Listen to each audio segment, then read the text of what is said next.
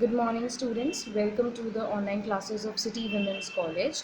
And here in this video today we will understand about our last school of philosophy, that is realism, yani yatharthvad. So in the previous videos we understood about the rest of the three schools of philosophy, and those were pragmatism, naturalism and idealism. And today in this video we will cover the last school of philosophy, that is realism. यथार्थवाद के बारे में हम समझते हैं। तो realism की अगर हम बात करें, you can see that it has the word real. ठीक है, तो realism is basically that school of philosophy which states about reality. It focuses on the things which our sense organs can sense. यानी realism या यथार्थवाद में केवल उन बातों को सच माना गया है जिनको हम अपने सेंस ऑर्गन्स के थ्रू फील कर सकते हैं या सेंस कर सकते हैं, जिन्हें हम देख सकते हैं, टच कर सकते हैं। Only that things are termed as real in realism. Now you can see on your screen that here we have the meaning of realism, and first of all we need to understand that Aristotle, जो अरस्तु थे, उन्होंने यथार्थवाद का concept हमें दिया है। Aristotle is the one who is the founder of realism. Okay, and you can see that here one thing is written that according to realism this whole universe is made up of matter, and it does not support the concept of spirituality. According to him there is no such force. What they are trying to say is that God is the concept which has been created by the religion. ये जो भगवान का जो concept है वो सिर्फ धर्मों के थ्रू हमें मिला है, इसके अलावा और उसमें कोई और ऐसी बात नहीं है जिसको हमें देखना है या समझना है। ठीक है, and it also states that the ultimate aim of human life is to live happily, and this can be achieved only by the real knowledge of matter and their proper use. See, what realism wants to states it's कि हर एक इंसान की अपनी कुछ needs होती हैं, individual and social needs, and when that person is able to fulfill all those needs, definitely they will be on the path of happiness. वो ऑटोमेटिकली जो है वो प्रोग्रेस कर पाएंगे और खुश हो पाएंगे। नाउ उस प्रोग्रेस को हासिल करने के लिए या उतना डेवलप करने के लिए what we have to understand is कि the person should be able to fulfil their needs, and for that they need to understand their surroundings, the surrounding which is made up of the matter and nothing else. तो यहाँ यथार्थवाद या realism में आपको इसके meaning में एक चीज़ समझनी है, और वो ये है that it denotes all those things, and it believes in all those things which can be sensed by our sense organs. केवल उन्हीं चीज़ को रियलिज्म में मान्यता दी गई है, उन्हीं को सच माना गया है जिनका कुछ वजूद है और जिन चीज़ों को आप महसूस कर सकते हो, खुद देख सकते हो या फिर आप समझ सकते हो। Now here we have the fundamental principles of realism. अगर हम देखें फंडामेंटल प्रिंसिपल्स ऑफ रियलिज्म में हम यहाँ पे कुछ यथार्थवाद के सिद्धांत को समझ लेते हैं, एंड इससे आपको रियलिज्म का जो कॉन्सेप्ट है वो थोड़ा और क्लियर हो जाएगा। So you can see that the first principle over here is that this universe is made of matter. ये जो पूरा ब्रह्मांड है हमारा वो मैटर का बना हुआ है, and this material world is true, there is no other spiritual world. और ये जो दुनिया हमारे सामने हम देख रहे हैं, ये जो मटीरियल वर्ल्ड है, यानी वो वर्ल्ड जिसको हम देख सकते हैं, टच कर सकते हैं, फील कर सकते हैं, जिसमें हम रह रहे हैं, only this world is true. Other than ऐसी और कोई दुनिया नहीं है, there is no spiritual world, और कुछ नहीं है। Now then what they have said is कि soul is the conscious element produced from matter, and God's existence is based on religion. Now what they want to say over here is कि जो soul है, जो आत्मा का concept है, that is also the element which is being given by the matter. ये भी जो है हमारी जो सोल है वो भी मैटर के एलिमेंट से रिलेटेड है, और जो गॉड का एग्जिस्टेंस है it is completely based on religion. वो सिर्फ और सिर्फ एक धार्मिक सोच है, एक रिलीजियस पर्सपेक्टिव है, और कुछ नहीं। And then what they have said is कि man is the best matter of the world. Now realism has focused a lot on the importance of the man, which we will understand in the further video. Now next thing is that development of man is according to regularity of the world. Regularity of the world means that here in which world we all are living, it is in a continuous change, और जैसे जैसे इन changes को हम adapt करते जाते हैं, वैसे वैसे as human beings we are able to develop ourselves. Okay. Now the next aim you can see is, again यहाँ पे बात रिपीट हुई है that the ultimate aim of human life is to live happily. ठीक है, life में खुश रहना ही एक अल्टीमेट एम होता है, सबका मकसद होता है। एंड इस एम को अचीव करने के लिए it is very important that a person is able to fulfil all his needs. Then knowledge of material world is essential for happy living. Knowledge of material world यानी जिस दुनिया में हम रह रहे हैं हमें उसकी नॉलेज होना बहुत ज़रूरी है, because until and unless we are unable to understand our surroundings we won't be able to adapt ourselves into them. अगर हम अपने आसपास की चीज़ों को नहीं समझ पाएंगे तो ऑब्वियसली हम उसमें अडेप्ट नहीं कर पाएंगे और फिर जो हमारा एक अल्टीमेट एम है टू लिव हैप्पीली वो भी अचीव नहीं हो पाएगा. तो it is very important for all of us to understand the place the environment in which we are living and to cope the changes according to it. जो भी बदलाव आते रहें उनको एक्सेप्ट करना, उनमें अडेप्ट करना और अपने आसपास को समझना बहुत ज़्यादा ज़रूरी है. And that is why they have said कि जो मटीरियल वर्ल्ड की नॉलेज है यानी जिस दुनिया में हम रह रहे हैं हमें उसका ज्ञान होना चाहिए. Then knowledge of physical science and its use is essential for the real knowledge of material world. Now material world की नॉलेज होना ठीक है, लेकिन उसको समझने के लिए, इस मटीरियल वर्ल्ड को समझने के लिए हमें फिजिकल साइंस की नॉलेज होनी चाहिए. Because if we will be able to understand the physical science we will be able to understand and have the knowledge of the things and of the world in which we are living. Okay, and then the last fundamental principle is that state is a system which has been organized by man. Now state का मतलब यहाँ पर है rules and regulation से कि ये जो भी हमारे सोसाइटी में रूल्स वगैरह बनाए गए हैं all these rules everything is the concept which is man made. ये सब मनुष्यों के द्वारा ही बनाया गया है, ठीक है. और इन्हीं रूल्स और गाइडलाइंस को फॉलो करके हम सब रह रहे हैं एक साथ.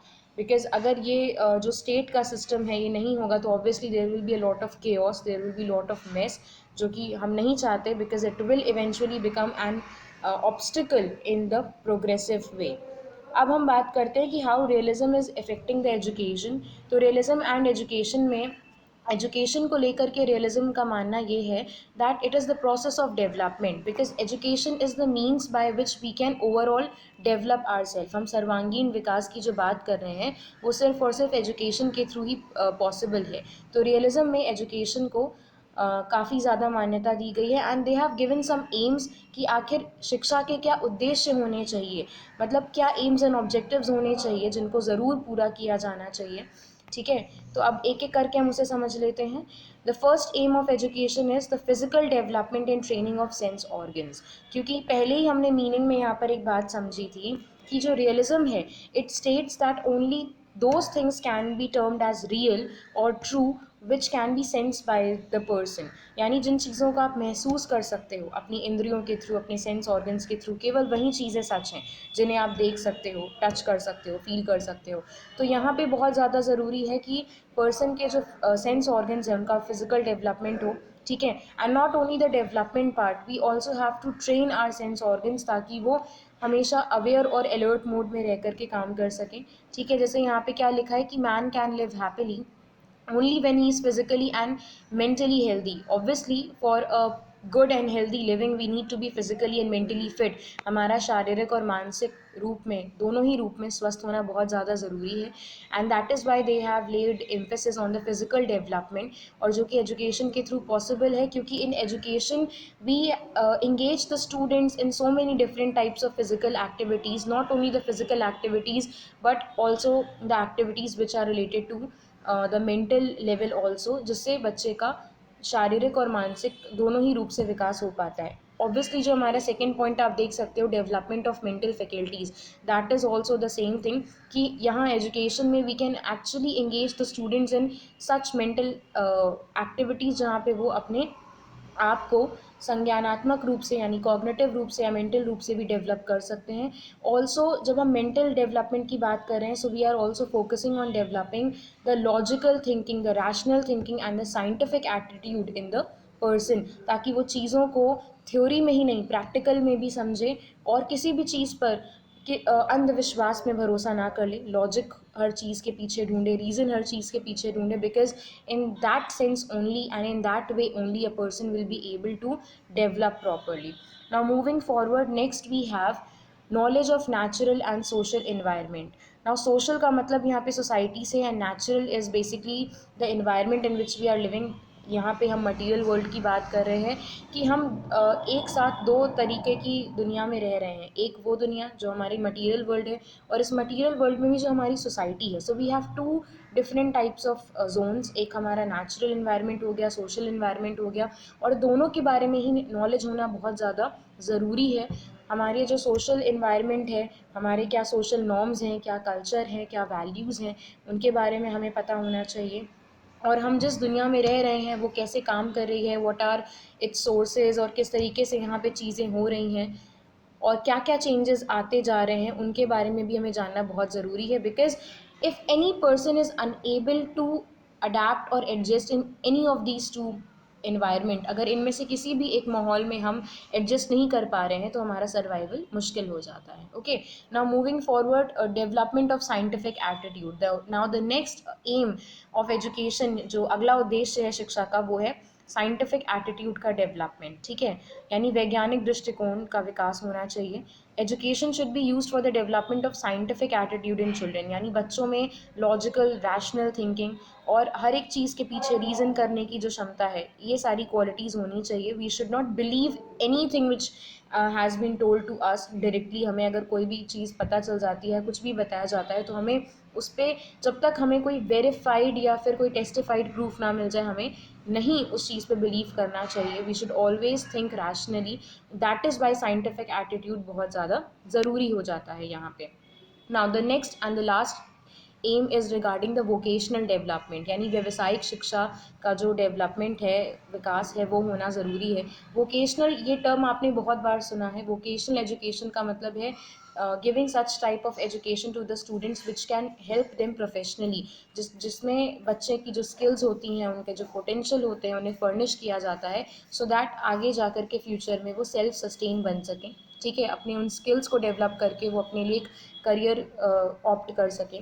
Now here in the vocational development, if we are talking about, the most important aim of education is to train the children in agriculture, industry और ट्रेड। नाउ यहाँ पर according to realism we have three different aspects जिनमें बच्चे को training दी जानी चाहिए, and those are the agriculture, industry and trade.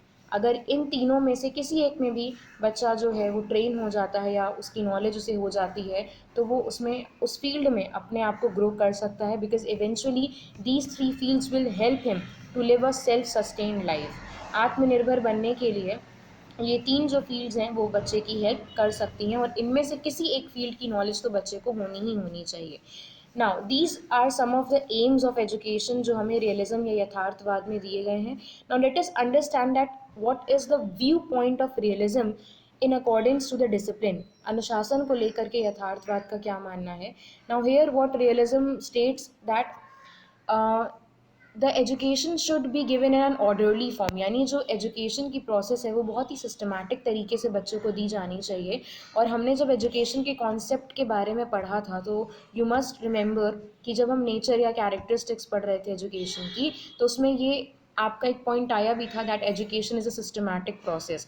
Systematic उसे क्यों कहा गया था? Because every thing in education works in a proper series and in a proper system. यहाँ पे जितनी भी चीज़ें, शिक्षा की जो प्रणाली है, जो प्रक्रिया है, उसमें सारी चीज़ें एक बहुत ही क्रमबद्ध प्रक्रिया में चलती हैं। ठीक है, जैसे फॉर एग्जांपल जब आप स्कूल जाते हो तो ऑब्वियसली आप डायरेक्टली, आपको क्लास 10th या 12th में नहीं भेजा जाता। You always start your schooling from the primary section. हम हमेशा प्री प्राइमरी या प्राइमरी सेक्शन से शुरुआत करते हैं, नर्सरी, केजी, प्रेप, फर्स्ट, और फिर धीरे धीरे हम आगे की क्लासेस में बढ़ते हैं। And then after you have completed your schooling, हम कॉलेज की तरफ बढ़ते हैं।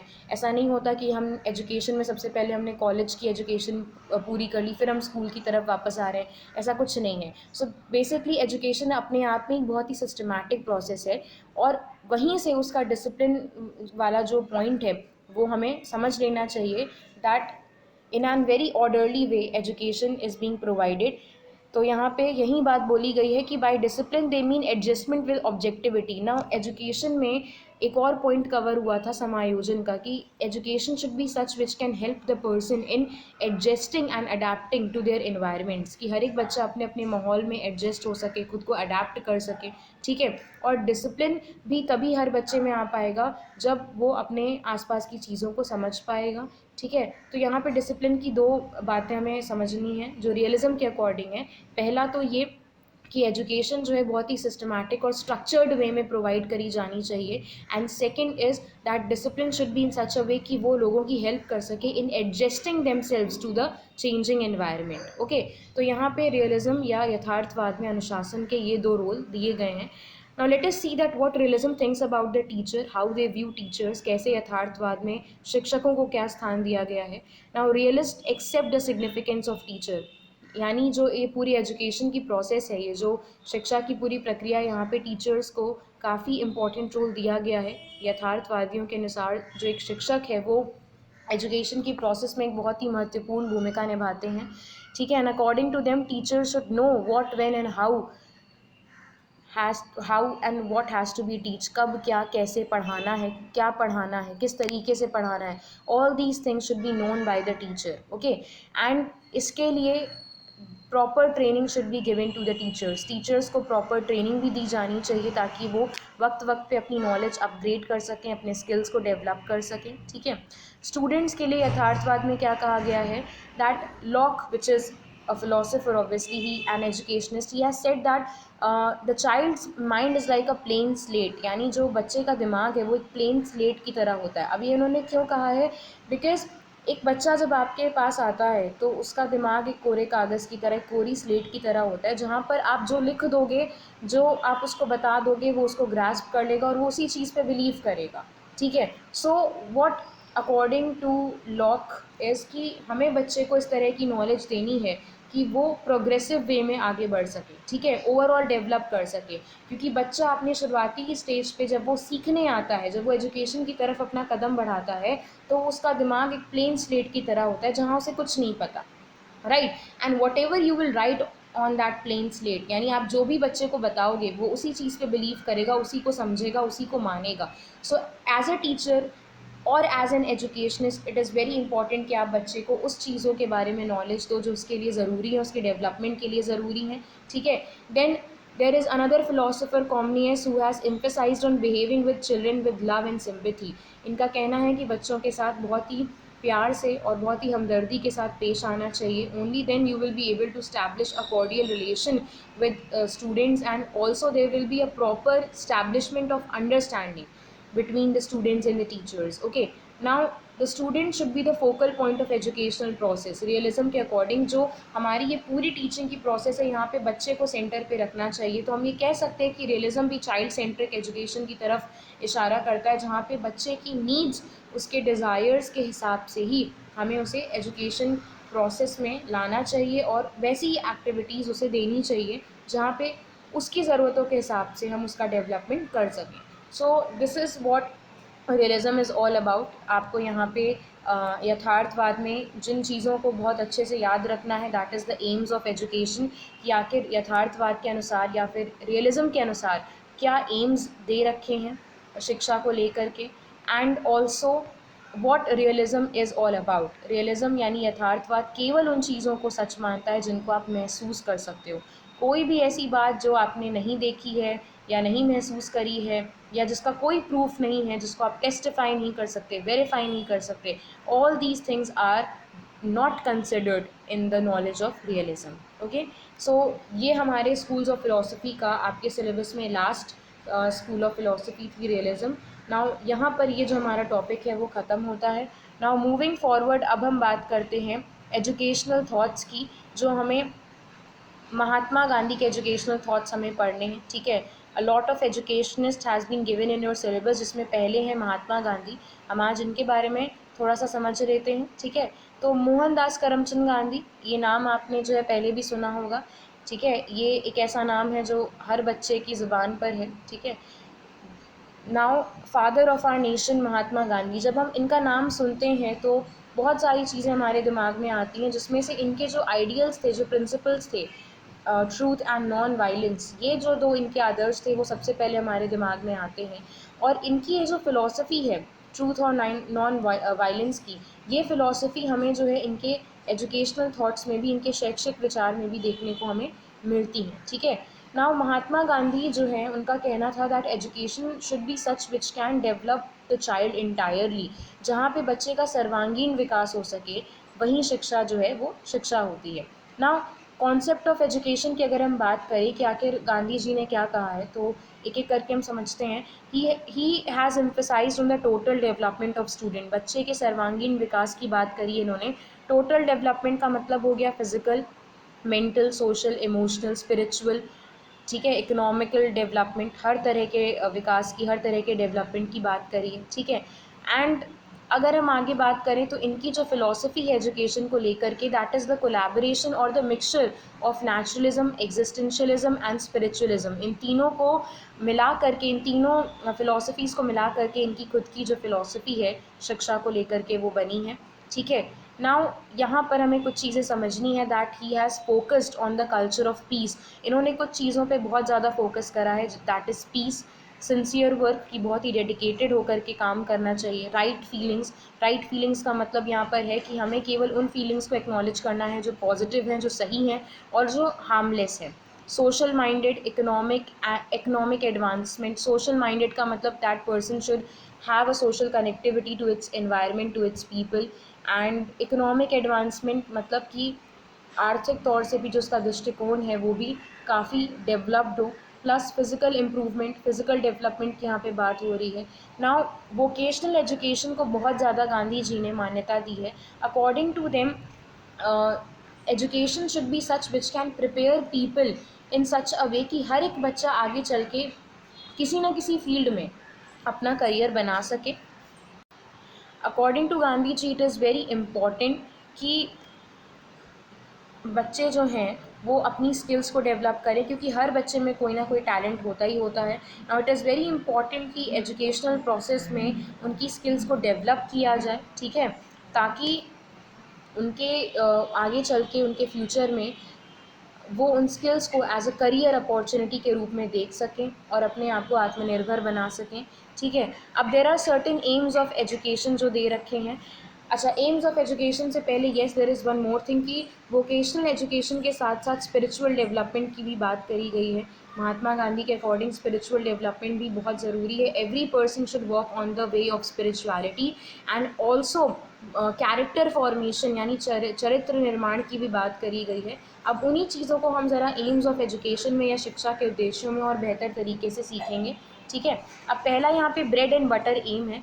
Bread and butter am basically जो अभी हमने वोकेशनल एजुकेशन की बात करी कि जो एजुकेशन की प्रोसेस है वो इस तरह की होनी चाहिए कि हर एक बच्चा पढ़ते पढ़ते कमाना भी सीख सके। अब कमाने का मतलब यहाँ पर यह है कि जब हमारे अंदर की स्किल्स हम डेवलप करेंगे तो obviously we will be able to do something, हम कुछ अच्छा कर पाएंगे, ठीक है। हमें अपने आप को सेल्फ सस्टेन्ड या फिर आत्मनिर्भर बनाने के लिए बहुत ज़्यादा ज़रूरी है that we should develop our inherited skills और इनहेरिटेड पोटेंशियल्स। ऑल्सो यहाँ पे इंडस्ट्रियल ट्रेनिंग की बात करी गई है। मैनुअल स्किल्स और हैंडीक्राफ्ट्स को बहुत ज़्यादा जगह दी गई है। हैंडीक्राफ्ट्स का मतलब यहाँ पे क्या हो गया, वो चीज़ें जो मैन मेड हैं। और वही बात यहाँ पे फिर से रिपीट होगी कि भाई हैंडीक्राफ्ट ऑब्वियसली मीन्स कि हर एक बच्चे को किसी ना किसी आप ऐसी एक्टिविटी का पार्ट ज़रूर बनाओ, जैसे स्पिनिंग है, वीविंग है, ठीक है, इस तरह की चीज़ों को, कारपेंट्री है। All these things have been given by Mahatma Gandhi की इन स्किल्स में बच्चे को हम माहिर कर सकते हैं, ठीक है। देन व्हाट इज़ कि ये जो चीज़ें हैं ये क्या करती हैं, they provide satisfaction to the people of his earning and self reliance. क्योंकि जब इंसान खुद से चीज़ों को सीख करके जब मेहनत करता है और आगे बढ़ता है तो there is completely different type of satisfaction.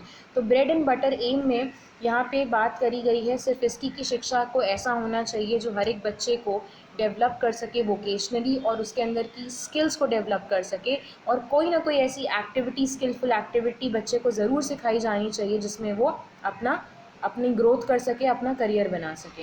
Next is the cultural aim. Cultural aim या सांस्कृतिक उद्देश्य में ये कहा गया है कि एजुकेशन को बच्चों को उनकी संस्कृति के बारे में या फिर उनके जो उनका कल्चर है उसके बारे में नॉलेज दी जानी चाहिए। हर एक बच्चे को पता होना चाहिए कि आखिर उसका कल्चर क्या है, उसके उसके वैल्यूज़ क्या हैं, उसके आइडियल्स क्या हैं, ठीक है। Every one should be acknowledged by the culture of their society. हर एक इंसान को अपने समाज के संस्कृति के बारे में, उसकी सभ्यता के बारे में पता होना चाहिए। देन हारमोनियस डेवलपमेंट की अगर हम बात करें तो हारमोनियस डेवलपमेंट में यहाँ पे 3 चीज़ों पे फोकस किया गया है, that is the 3 R's, read, right and arithmetic. Now यहाँ पे इन 3 चीज़ों पे फोकस करके गांधी जी का कहना है कि हर एक बच्चे को रीडिंग यानी पढ़ना आना चाहिए, राइटिंग यानी लिखना आना चाहिए, और अर्थमेटिक यानी मैथमेटिक्स से है, कैलकुलेशन से है कि भाई बच्चे को अर्थमेटिक या मैथमेटिक्स की नॉलेज होनी ही होनी चाहिए। नाउ ये वो चीज़ें हैं जो बच्चे को बहुत ज़्यादा उसकी ग्रोथ में हेल्प करेंगे। Then we have the moral development की कैरेक्टर बिल्डिंग या फिर चरित्र या चारित्रिक निर्माण की बात करी गई है कि it is very important for a person to develop morally.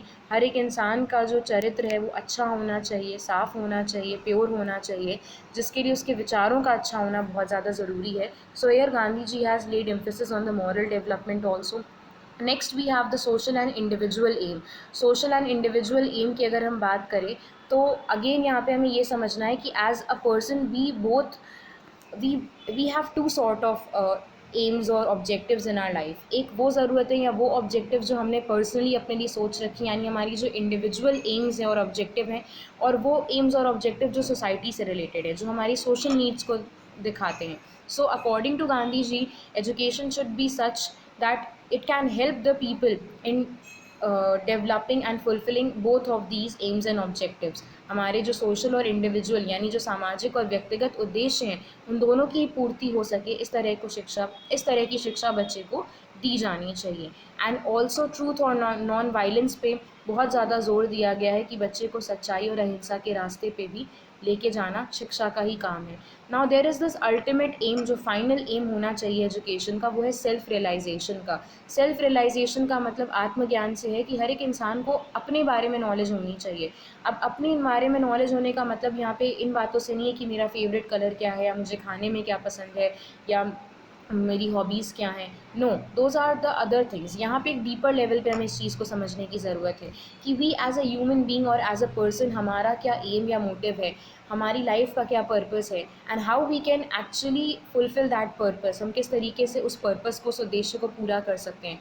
We need to understand our talent, we need to understand our potentials, our strength and weaknesses. हमें अपने बारे में न केवल अपनी शक्तियों के बारे में, अपनी कमज़ोरियों के बारे में भी पता होना चाहिए, because only then we will be able to work on them and improve our self. ठीक है। और एज अ सिटीज़न हमारे क्या उद्देश्य हैं, या फिर हमारे क्या जिम्मेदारियां हैं, क्या राइट्स हैं, ये सब भी हमें पता होना चाहिए। सो एक कंप्लीट नॉलेज होनी चाहिए अपने बारे में। और क्योंकि स्पिरिचुअलिटी को लेकर के भी बात करी गई है, when you will be able to understand your self, you will be able to connect your self spiritually. अगर आप खुद को समझ पाओगे तो आप खुद को आध्यात्मिक रूप से भी डेवलप कर पाओगे। ठीक है। Now here we have some principles of basic education. Mahatma Gandhi ने कुछ सिद्धांत भी दिए थे बेसिक एजुकेशन को लेकर के।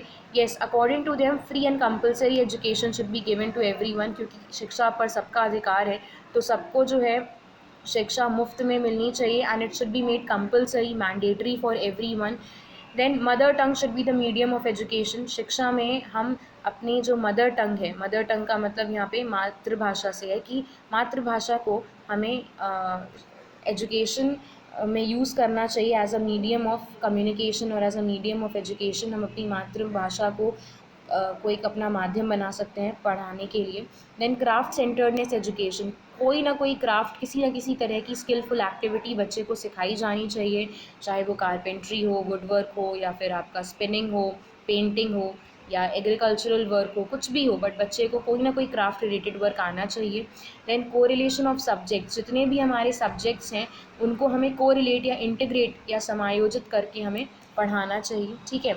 सो येस, यहीं तक हमें महात्मा गांधी के जो हमारे एजुकेशनल थॉट्स हैं हम उन्हें समझेंगे, and we will stop right here. इसके बाद हम रविंद्रनाथ टैगोर के बारे में बात करेंगे, जो कि हम नेक्स्ट वीडियो में बात करेंगे। Till now we will be only understanding the educational thought of Mahatma Gandhi.